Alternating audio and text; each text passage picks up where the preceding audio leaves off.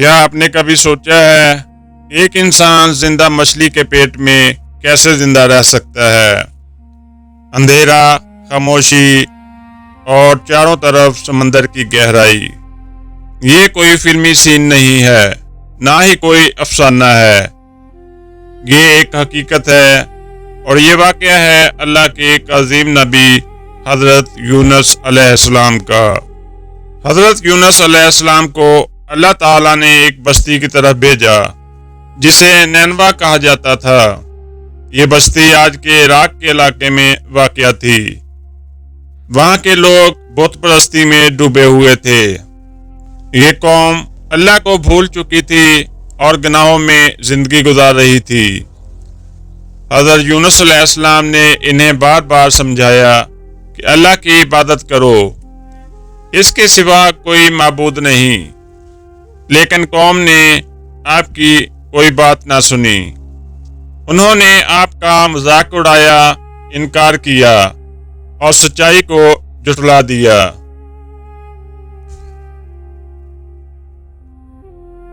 حضرت یونس علیہ السلام نے کئی سالوں تک اپنی قوم کو تبلیغ کی، انہیں بازاروں میں تبلیغ کی، ان کے گھروں میں جا کر سمجھایا، لیکن وہ قوم مسلسل انکار کرتی رہی۔ تو حضرت یونس علیہ السلام نے انہیں خبردار کیا کہ اگر تم باز نہ آئے تو تم پر اللہ کا عذاب آئے گا۔ یہ مفہوم قرآن پاک میں سورہ یونس اور دیگر مقامات پر بیان ہوا ہے، لیکن قوم نے پھر بھی بات نہ مانی۔ حضرت یونس علیہ السلام کو لگا کہ اب یہ قوم نہیں مانے گی۔ پھر آپ نے شہر چھوڑنے کا فیصلہ کیا۔ یہاں پر ایک اہم موڑ آتا ہے کہ حضرت یونس علیہ السلام نے اللہ کے حکم کا انتظار کیے بغیر اپنی قوم کو چھوڑنے کا فیصلہ کر لیا۔ یہ ایک نبی کے لیے بہت بڑی آزمائش تھی۔ وہ نینوا شہر کو چھوڑ کر نکل گئے۔ حضرت یونس علیہ السلام ایک کشتی میں سوار ہو گئے۔ شروع میں سب ٹھیک تھا، لیکن اچانک سمندر میں طوفان آ گیا۔ لہریں اونچی ہونے لگی، کشتی ڈوبنے کے قریب پہنچ گئی۔ کشتی والوں نے اپنا سامان تک سمندر میں پھینک دیا۔ پھر کشتی والوں نے فیصلہ کیا کہ ہمیں کسی ایک کو سمندر میں پھینکنا ہوگا، تب ہی کشتی بچ سکتی ہے۔ پھر انہوں نے قرآن اندازی کی اور حیران کن پر حضرت یونس علیہ السلام کا نام نکل آیا۔ دوبارہ قرآن ڈالا تو پھر بھی وہی نام، اور جب تیسری بار قرآن اندازی کی تو پھر بھی یونس علیہ السلام کا نام ہی نکلا۔ اب سب کو یقین ہو گیا کہ یہی اللہ کا فیصلہ ہے۔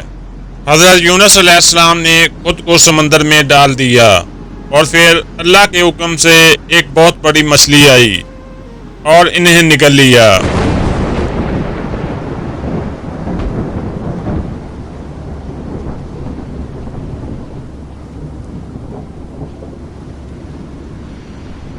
لیکن یہ کوئی عام واقعہ نہیں تھا۔ اللہ تعالیٰ نے مچھلی کو حکم دیا کہ یونس کو نقصان نہ پہنچانا۔ حضرت یونس علیہ السلام اب 3 اندھیروں میں تھے، مچھلی کے پیٹ میں، سمندر کی گہرائی میں، اور رات کے اندھیرے میں۔ جیسا کہ قرآن پاک میں آیا ہے کہ وہ اندھیروں میں پکارنے لگے۔ یہ تھے 3 اندھیرے، رات کا اندھیرا، سمندر کا اندھیرا اور مچھلی کے پیٹ کا اندھیرا۔ حضرت یونس علیہ السلام مچھلی کے پیٹ میں زندہ اور سلامت رہے۔ اس حالت میں جب کوئی امید باقی نہ رہی تو حضرت یونس علیہ السلام نے ایک دعا کی، لا الہ الا انت سبحانک انی کنت من الظالمین۔ یہ دعا آج بھی دنیا کی سب سے طاقتور دعاؤں میں شمار ہوتی ہے۔ پھر اللہ تعالیٰ فرماتے ہیں کہ ہم نے ان کی دعا قبول کی اور انہیں غم سے نجات دی۔ اللہ تعالیٰ نے مچھلی کو حکم دیا اور مچھلی نے حضرت یونس علیہ السلام کو ساحل پر اگل دیا۔ حضرت یونس علیہ السلام بہت کمزور ہو چکے تھے۔ اللہ نے ان کے لیے ایک بیل اگائی جو انہیں سایہ اور خوراک دیتی تھی۔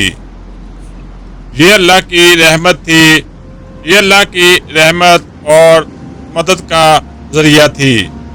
उधर जब हजरत यूनुस अलैहिस्सलाम की कौम ने अजाब के आसार देखे तो डर गए और सब के सब तौबा करने लगे और अल्लाह से माफ़ी मांगने लगे। और वो कौम एक मैदान में इकट्ठी हुई और अल्लाह के सामने माफ़ी मांगी और ईमान ले आए। ये वाहिद कौम है जिसने अजाब से पहले तौबा की और बच गई।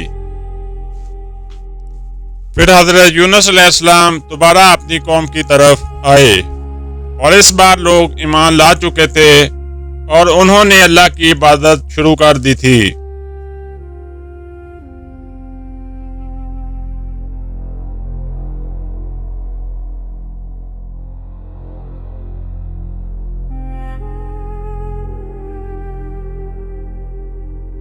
दोस्तों, ये सिर्फ एक वाकया ही नहीं, ये आने वाले इंसानों के लिए एक सबक है कि अल्लाह की रहमत कभी खत्म नहीं होती और मुश्किल में दुआ भी निजात का जरिया होती है। गलती हो जाए तो इंसान को फौरन तौबा की तरफ जाना चाहिए। अल्लाह अपने बंदों को कभी तन्हा नहीं छोड़ता।